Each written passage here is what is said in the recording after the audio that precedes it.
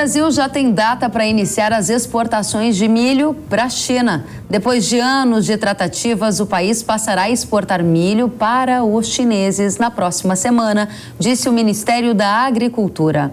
A gente acompanhou com muita atenção esse noticiário. E a gente acompanha também informações de agências de notícias que disseram que as embarcações estão próximas a deixar o país. O início da exportação do cereal marca o começo de uma nova era na relação comercial entre os países, com efeitos diretos na pauta exportadora do agronegócio brasileiro. A Associação Nacional dos Exportadores de Cereais afirma que o objetivo do Brasil é conseguir embarcar 6 milhões de toneladas em 2023. Já fontes de tradings e consultorias me disseram que o volume de milho do Brasil aos chineses pode chegar a 10 milhões de toneladas no próximo ano. E sobre este tema, o diretor executivo da Associação Brasileira dos Produtores de Milho, Glauber Silveira, fez um alerta ao setor de carnes, que depende do milho brasileiro. Ao Hora H do Agro, ele afirmou que com a entrada de um comprador do tamanho da China, o setor de proteína animal, que utiliza o milho para ração animal, vai precisar se preparar. Vamos conferir. Isso traz consequências, sim, um alerta, principalmente para o setor de carnes do Brasil, que eles comecem a olhar já esse mercado também, que é muito importante, porque o Brasil, o produtor de milho, ele produz para vender, seja para a China, para o Irã, para o Egito ou para o mercado interno. Então, mas quando você tem um comprador tão agressivo como é o caso da China, é importante, por exemplo, o setor de carnes estar atento, né, e começarem a buscar fazer o contrato, aquilo que nós da Abramilho já viemos falando várias vezes, que a importância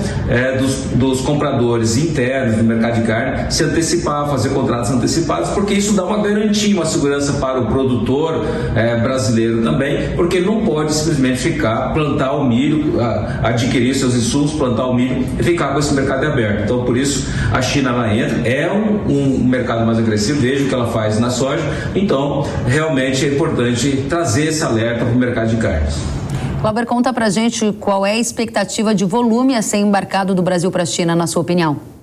Olha, nós não acreditamos assim em grandes volumes de embarque, né? Eu acho que porque a China também, eu acredito que ela não vai, né, fazer esses grandes volumes. Então é claro que o Brasil tem uma estimativa de exportar na próxima safra em 2023 em torno de 47 a 50 milhões ou 40, vai depender muito de quanto o Brasil vai produzir, é o que ele vai exportar. Então tá se estimando que o Brasil vai produzir 126 milhões de toneladas. Se ele produzir isso, nós teremos aí 47, 50 milhões de toneladas para exportação. Então, na safra passada, nós exportamos já um bom volume. Então, é claro que a China entra agora, mas eu não creio que ela vai entrar importando 10 milhões de toneladas. E sim, ela vai entrar com calma no mercado, porque senão ela acaba, aí sim, ela vai fazer o preço subir e ela acaba ela mesma pagando mais. Você falou em preços. Qual a perspectiva para os preços do milho? Com relação aos preços, né, com esse início de embarques de milho, é claro que esses embarques não vão influenciar tanto o mercado de uma forma muito direta. O que acontece, é importante deixar claro, que o preço de milho, assim como o preço de soja, é mercado internacional, é commodity, né? Então o que vai determinar o preço do milho, o que é? É simplesmente o quanto vai produzir e o quanto vai consumir. A gente tem uma expectativa, por exemplo, de uma produção menor de outros países, mas o Brasil tem uma estimativa de preço maior, mas em compensação também há uma previsão de diminuição do consumo mundial de milho. Então não se crê em preços assim muito elevados do milho dentro do que é aquilo que ele está aí. Então o que vai determinar muitas vezes é o mercado interno. Você pode ter, no caso no mercado interno localizado, você ter realmente, por exemplo, uma diferenciação, principalmente no caso da compra por empresas de etanol. Isso sim, elas influenciam localmente o preço, mas agora o começo de exportação não vai determinar o preço, e simplesmente a produtividade, a produção e o mercado de oferta e consumo.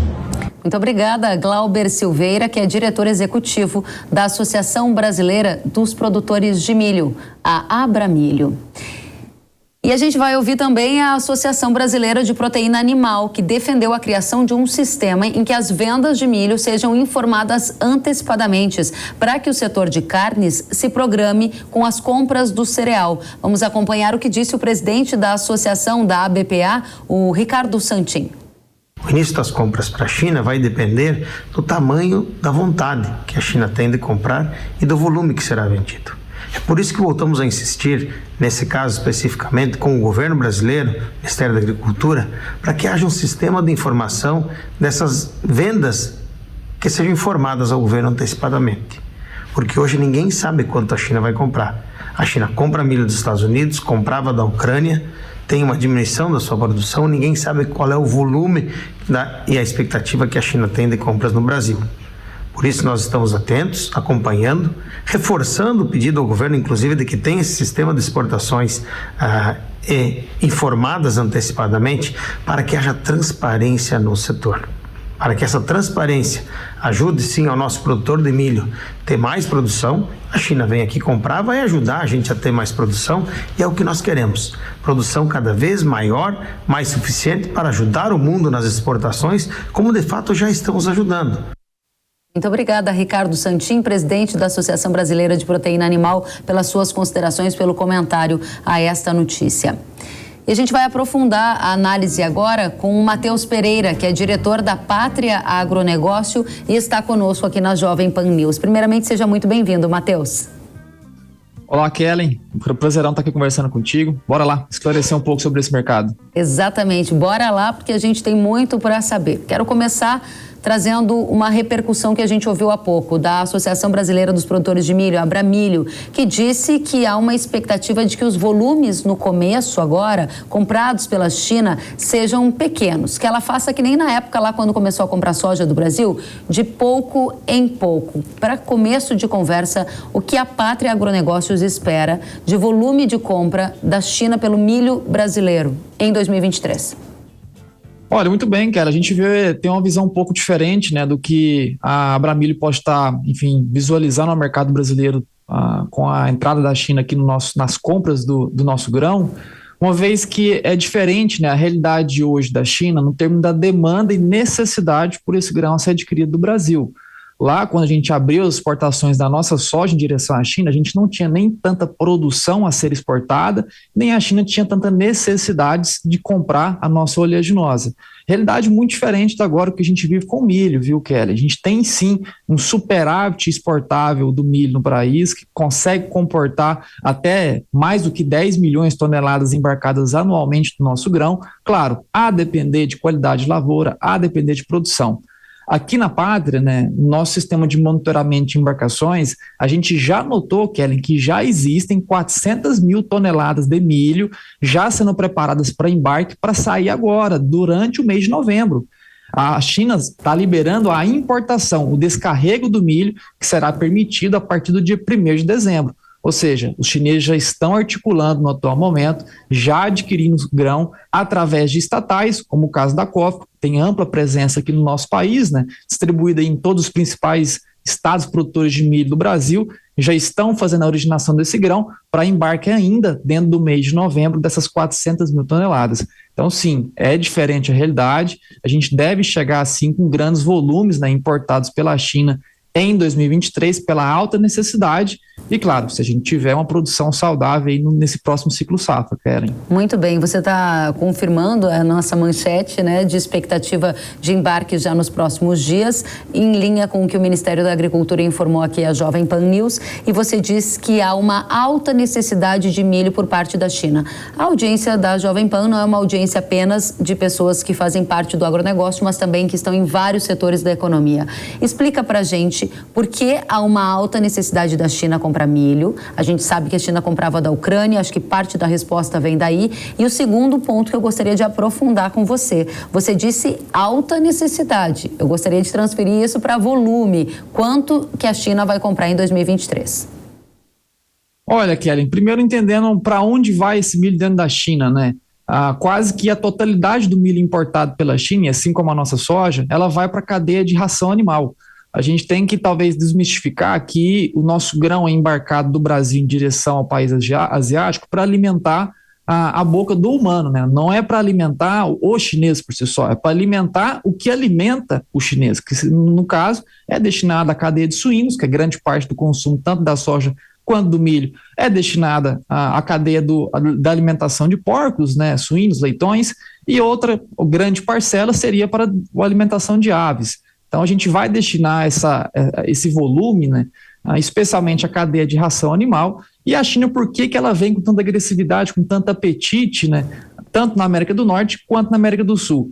Iniciou muito antes, Kellen, desse problema, desse conflito que teve no leste europeu. Iniciou com a reconstrução do rebanho suíno chinês, né? Depois daquela febre suína africana que aconteceu lá em 2019, os chineses conseguiram restabelecer o rebanho total. Hoje a China tem um recorde de rebanho total de suínos que ultrapassa 1,2 bilhão de cabeças de suínos a serem alimentados com ração produzida aqui nas Américas, né, grão produzido aqui nas Américas.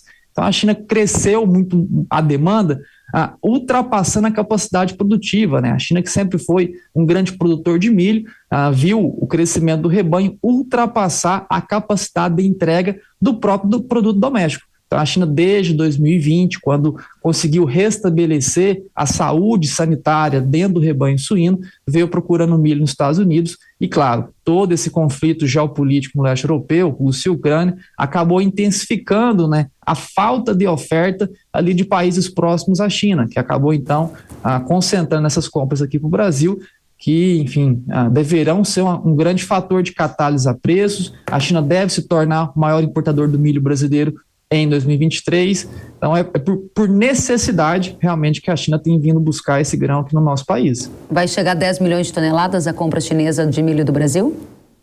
Muito provável que sim, Kelly. A totalidade da importação chinesa ela deve ultrapassar os 35 milhões de toneladas de milho, que seria também por mais um ano consecutivo a maior importadora de milho no planeta. Sabe que a gente está especulando aqui, né, sobre quanto a China vai comprar de milho. Você disse que pode chegar a 10 milhões. Eu conversei com fontes da ANEC nestes últimos dias que me disseram que os Estados Unidos vendem cerca de 12 milhões de toneladas para a China. Os Estados Unidos são um dos maiores produtores de milho do mundo. Como que em tão curto espaço de tempo o Brasil encostaria ali nos Estados Unidos? Eu quero entender se isso é de fato viável, na sua opinião, e segundo, qual é o efeito disso na formação de preço aqui no mercado doméstico, para quem vende milho e para quem compra milho. Matheus. Olha, a primeira coisa, a capacidade, né, de a gente colocar esse milho, ela já vem pela nossa própria matriz de exportação, né? O Brasil ele tem a capacidade de embarque de 10 milhões a mais de toneladas de milho durante o ano comercial de 2023, e a China, né, como que a gente vai alcançar ou até ultrapassar eventualmente as exportações norte-americanas de milho em direção à China, é basicamente por preço e capacidade de entrega.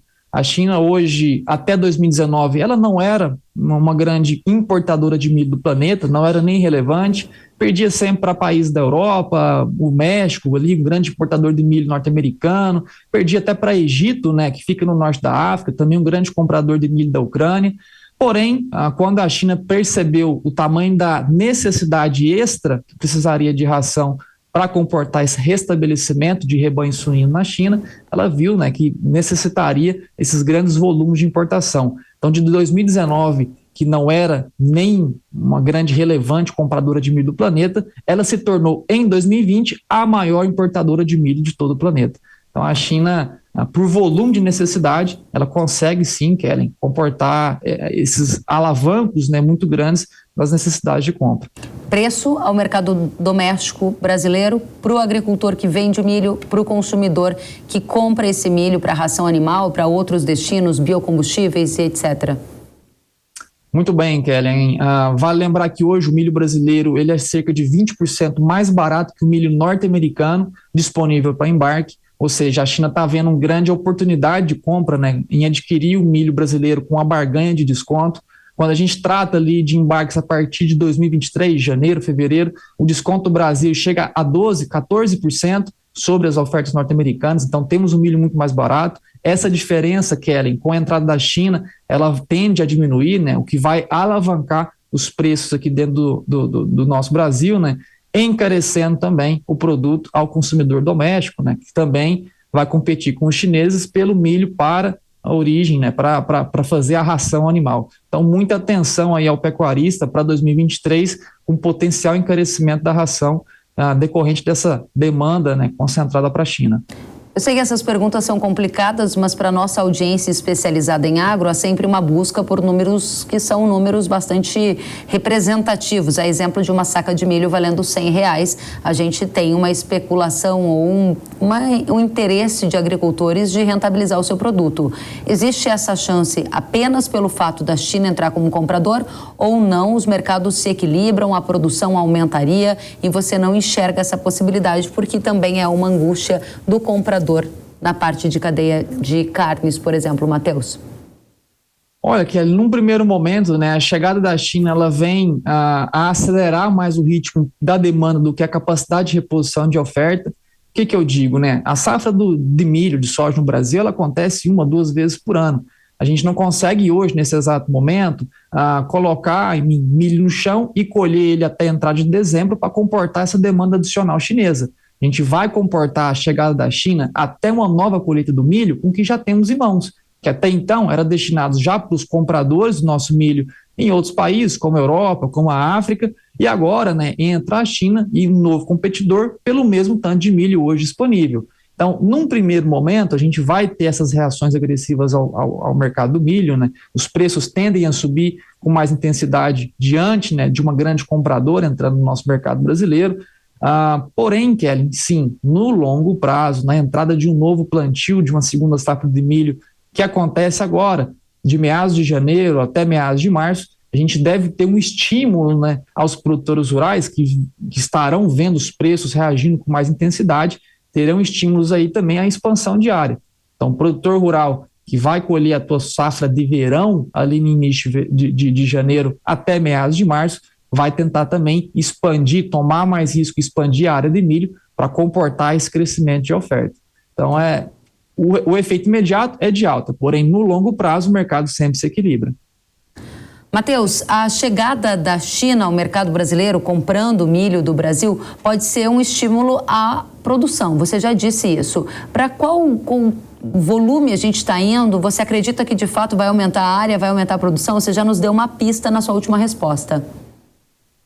Com toda certeza, Kellen, até porque os preços dos insumos, né, para essa nova safra de milho vem numa contração muito acelerada, né? A gente teve aí fertilizantes caindo quase pela metade dos preços exercidos há 3, 4, 5 meses atrás, o que é também um estimulante, né? O produtor que está vendo uma demanda agressiva sendo construída pelo milho, juntamente com a redução de custo por parte da queda dos fertilizantes, né? Especialmente nitrogenados, que são os fertilizantes mais usados aí na produção do milho. Então, sim, essas 126 milhões de toneladas é totalmente capaz de ser alcançadas, né, classificando aí uma nova safra como uma safra recorde no Brasil de milho. Muito bem, Matheus, para a gente encerrar, o que é importante que a nossa audiência brasileira saiba da significância desse momento do milho abrindo a fronteira do mercado chinês, se isso vai significar alguma revolução com impactos, por exemplo, na economia brasileira, já que o agro ele representa cerca de 25% do PIB nacional. Se a gente ganha espaço em novos mercados, isso também vai ser sentido em efeitos para a economia brasileira, na sua avaliação? Com toda certeza, Kellen, e a entrada da China, né, na nossa visão, sempre é uma entrada muito agressiva, né? É um país que tem um apetite muito grande por commodities, né? Não só as agrícolas, mas aqui no Brasil, sendo grandes produtores de commodities agrícolas, né, a gente deve sim se beneficiar muito. A gente deve até ver, ao longo prazo, Kellen, uma reaceleração do crescimento de área do milho verão no nosso país. Milho verão que foi sendo deixado de lado ao longo dos últimos anos por parte de uma demanda chinesa que demanda muito mais soja do que milho no atual momento e, claro, a gente conseguiria comportar parte da produção do milho hoje numa segunda safra, pós-colheita de uma safra verão de soja. A gente deve ver ao longo prazo também a expansão dessa área de verão do milho contra a tendência do que já foi observado nos últimos 10 anos, Kellen.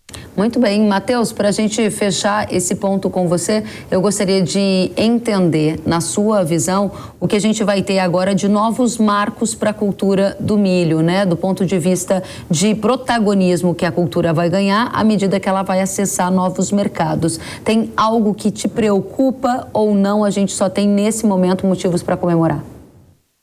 Olha, Kellen, preocupa, né, quando a questão é a indústria brasileira. A gente viu também nos últimos 5 anos a indústria, né, de consumo do milho, especialmente para etanol, ali na BR-163 Sul, né, para grande parte ali da região centro-sul do Mato Grosso, uma indústria, né, que tem crescido com muita aceleração, tem consumido cada vez mais milho doméstico no país, evitando, né, deixar essa oferta disponível realmente para exportação. A exportação, no primeiro momento, é um grande competidor com a indústria brasileira, porém a gente vai precisar desses incentivos de preços, né? O mercado sempre tende ao equilíbrio, viu, Kellen?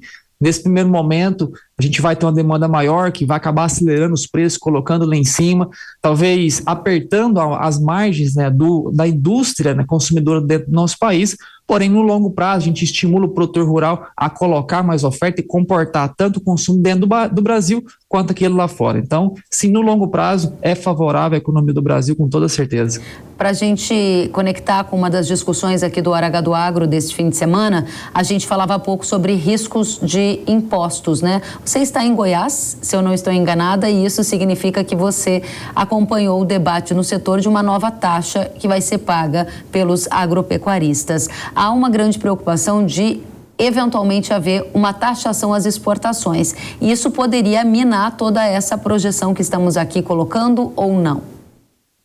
Com certeza, Kelly, em qualquer tarifação, né, que hoje impacte no livre mercado, né, na capacidade do Brasil ter concorrência, né, direta com grandes países também produtores, como o caso da Argentina ou o caso dos Estados Unidos, qualquer taxação ela limitaria, né, a capacidade do Brasil em se tornar um grande competidor pelo esse produto, por essa demanda em ascensão de matérias-primas. Então, nós aqui no estado de Goiás, aqui estou em Goiânia, no coração do centro-oeste brasileiro, a gente viu, né, ao longo dessas últimas semanas o nosso estado, né, incentivado pelo governador em colocar uma tributação estadual que acaba, né, tirando a competitividade do nosso estado. Esses empresários rurais, né, que se veem estimulados por preços agora em expandir produção, vão pensar 2, 3, 5, 10 vezes antes do que expandir a produção dentro do nosso estado ou procurar, né, fronteiras agrícolas que não tenham interferência, né, no livre mercado, como tem acontecido agora dentro do nosso próprio estado de Goiás. Matheus Pereira, diretor da Pátria Agronegócios, uma satisfação recebê-lo aqui na Jovem Pan News. Fica o convite para voltar mais vezes. Até a próxima. Eu agradeço, grande abraço a ti e a todos. Obrigada, igualmente.